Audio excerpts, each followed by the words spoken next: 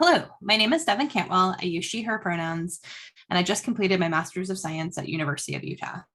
I'm currently at the University of Ottawa completing a PhD in political studies, where I study how cities respond to climate change. I'm excited to talk to you today about city climate change governance. Before we dive in, let's talk about why we're talking about this topic in the first place. Why do cities matter? 55% of people who live in cities globally as of 2018, and 65% of the world's population will live in cities by 2050, according to the United Nations.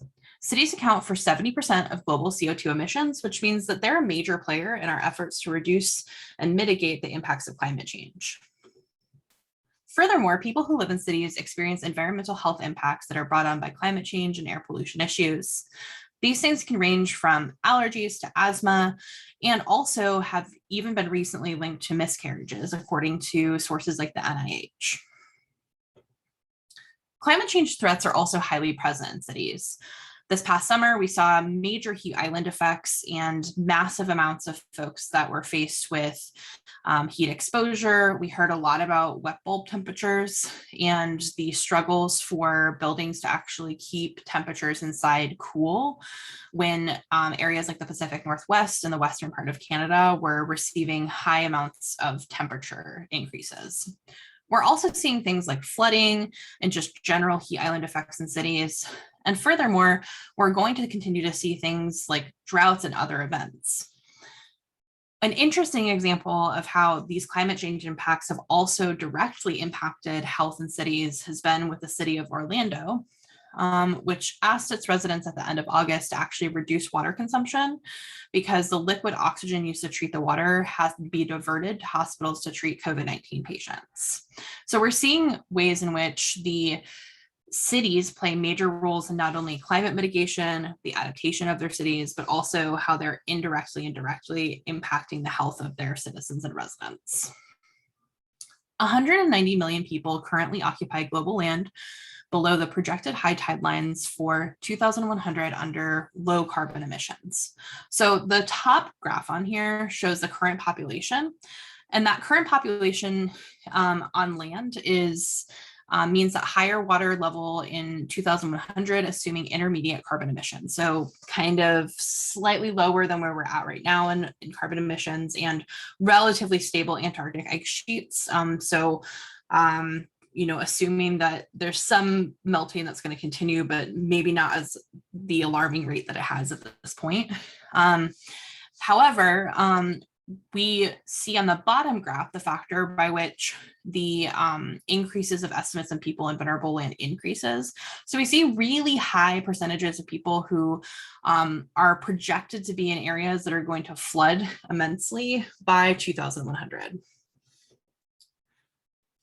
One thing to keep in mind as we talk about climate change policies today is that we're going to be primarily talking about two different types of policies, either mitigation policies, which are policies intended to reduce emissions and accelerants of climate change, or we're going to be talking about adaptation, which are policies intended to create infrastructure that will help living creatures survive changing planetary conditions. It's important to note here that the cities are both engaging in mitigation and adaptations often, though some cities will focus in one area more than other areas. For example, cities that might have a lower climate risk may focus more aggressively on climate mitigation efforts, versus cities that may have fewer resources, more vulnerable populations, and higher climate risks may focus more on the adaptation components of climate change policy. One thing that we can use to help understand what cities are doing in response to climate change, either through mitigation or adaptation, is looking at their climate change action plans, or CAPs, or CAPs. So these often include the following components, though every climate action plan is a little different. First is threat identification and assessment. They usually sit and spell out, here are the actual threats that our city is facing. Here's what we're using to assess those threats, and here's kind of where we're at with those threats. They will usually also provide some sort of history or any previous actions that the city governance has done. So they might say, we've installed green spaces here, or we've done XYZ things to our transportation routes, or added 30 buses to our fleet.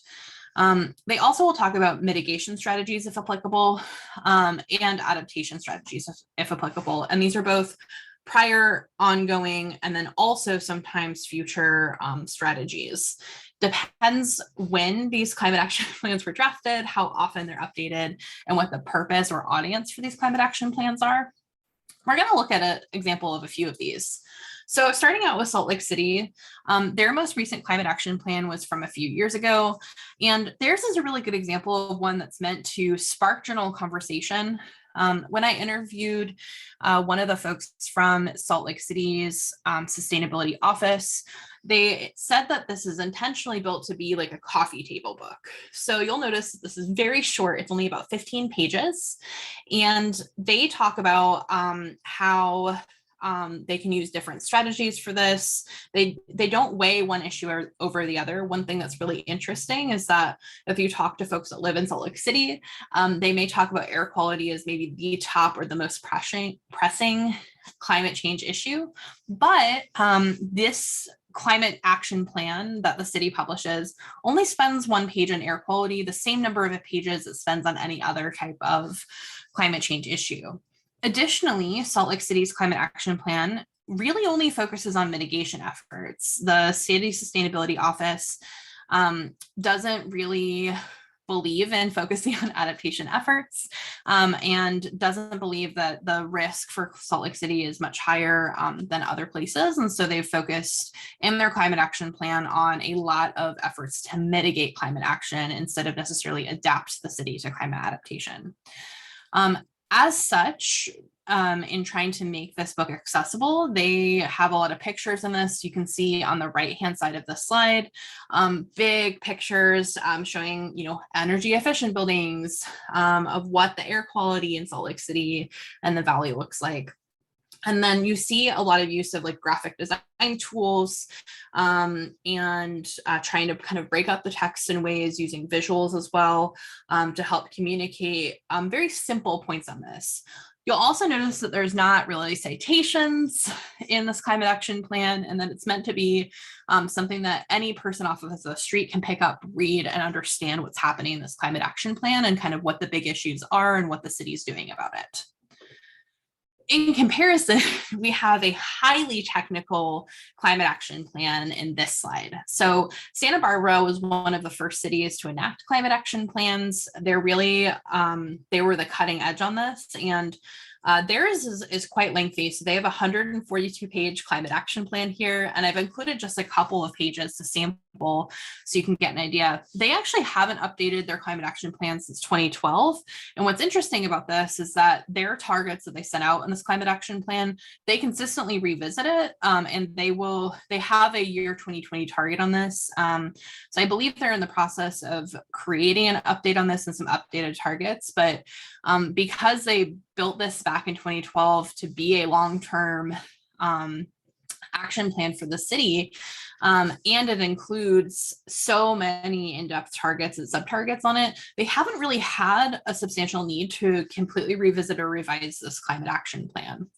You can see in here that there are very specific targets and measures on this, all the way down to annual emissions levels.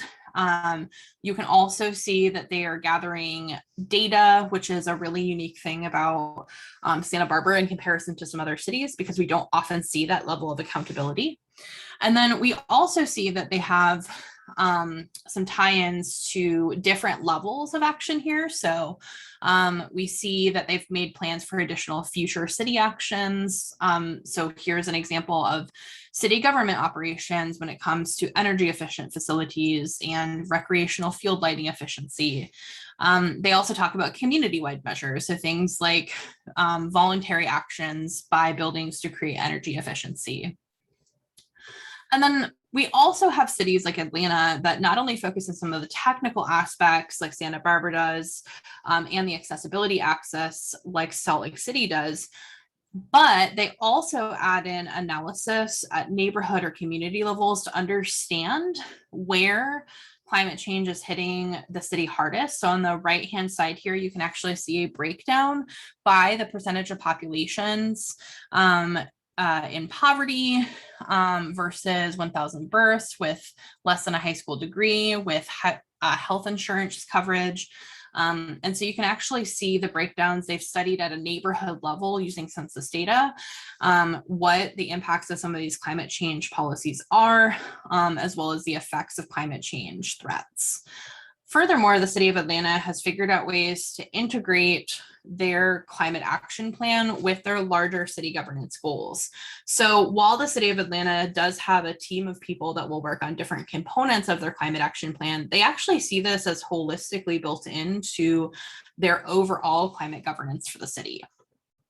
So a question that we're going to continue to ask ourselves throughout this lecture today is it good or is it just greenwashing?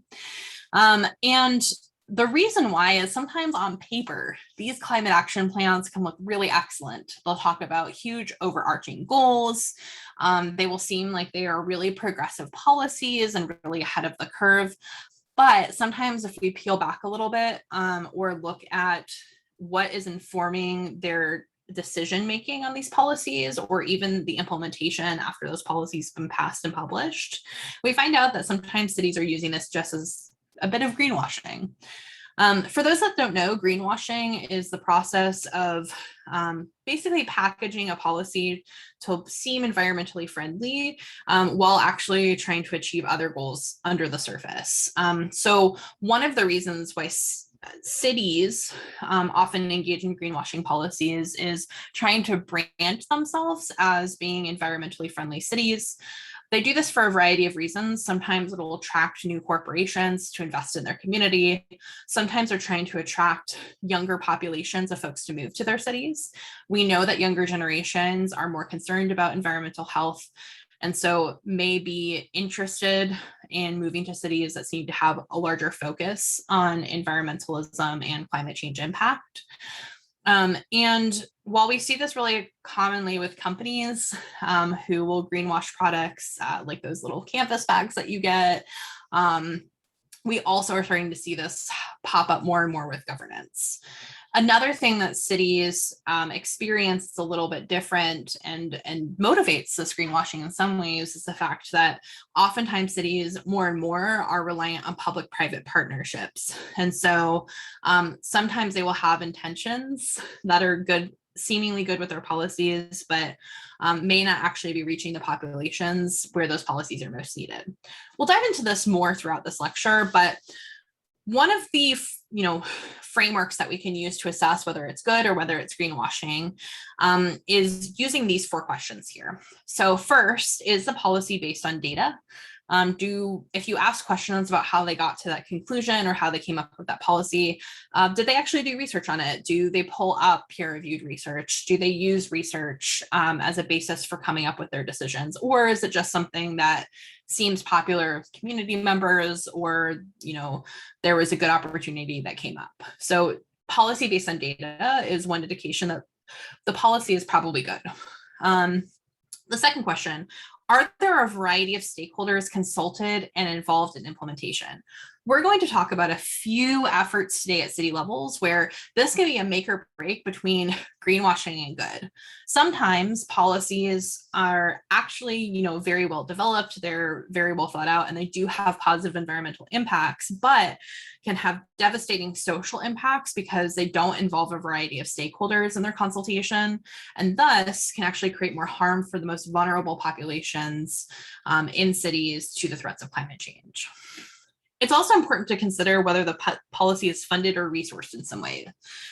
So for example, if a city wants to implement green spaces and announces an effort to increase green spaces, but there's no budget lines that actually are allocated for the creation or maintenance of green spaces, that could cause a problem and could mean that the city is trying to get press or coverage over their green space initiatives, but don't have any plan to meaningfully follow up with this and ensure that these green spaces are implemented. And then finally, is there a plan to evaluate the effectiveness of the policy during and after implementation? Oftentimes, cities can talk a really big talk in their climate action plans and press releases and with their ideas for climate change action. But sometimes when they implement it, those policies can actually have neutral or even negative consequences for mitigation and adaptation efforts. If there's no plan to evaluate the effectiveness during or after implementation, it means that two things could be happening. First, you could be spending or investing a lot of money in an effort that looks good, but doesn't actually have any impact, which means you're diverting resources from things that are actually impactful and could actually mitigate or adapt your city to climate change. And second, the other issue with this is that, when we have climate policy that is not effective or even harmful, and we are not measuring it, cities oftentimes will look to other cities for ideas for those things. And if we are not measuring the impacts of those, it means that ineffective or actually harmful policies can get duplicated by other cities who are looking for ideas on new ways to tackle problems. So it's really important that we have a plan to evaluate the effectiveness during and after implementation for that reason. We're going to talk about a few areas of city climate action policy today, and you'll see different video links after this one for that. So we'll talk about renewable energy, transportation and housing, green spaces, recycling, and emergency preparedness. And I'm excited to chat about all of these with you.